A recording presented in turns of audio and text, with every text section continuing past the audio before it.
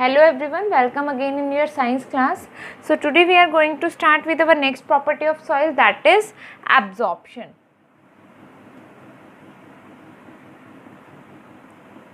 Means to say that how much water can a soil absorb, right? Different soils have different capability of absorbing the water, and that capability depends on how porous soil is, right? Means the absorption of water in the soil is totally depends upon that how porous the soil is, right? And out of three types, right, which are our three types of soils, that is clay soil, sandy soil and loamy soil. And out of these three types of a soil, clay soils are most porous and hence can retain water in large quantities. That is why the crops can grow over these soils. Which soils? Over the clay soils. Clear?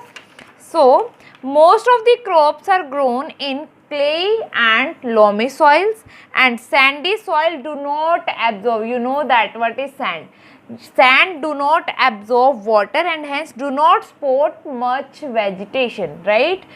Vegetation, for vegetation purpose mainly clay and loamy soil is used. Topic right? Is soil and crops, right? As we know, different parts of India has different types of soil. Some parts has clay soil, some parts has loamy soil and some have sandy soil.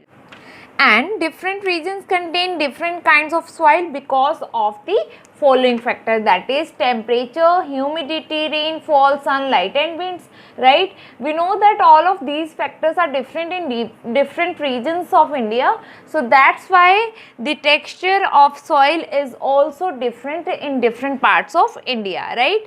The type of crops that will grow in the soil totally depends upon these factors as well as the properties of soil. So let's see which crop grows in which types of soil. There is a table which shows that which crops are grown in which types of soil, right?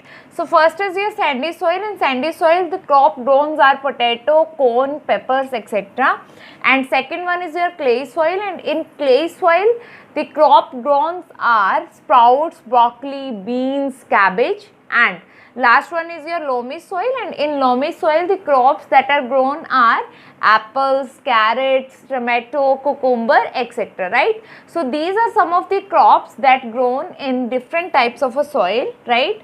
So this is all about your types of soil and which crop grows in which type of a soil, right?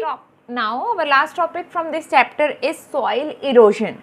Soil erosion means when the top layer of soil get removed, then that is known as soil erosion, right? The soil erosion mainly occurs when the soil is left loose without vegetation or when deforestation occurs, right?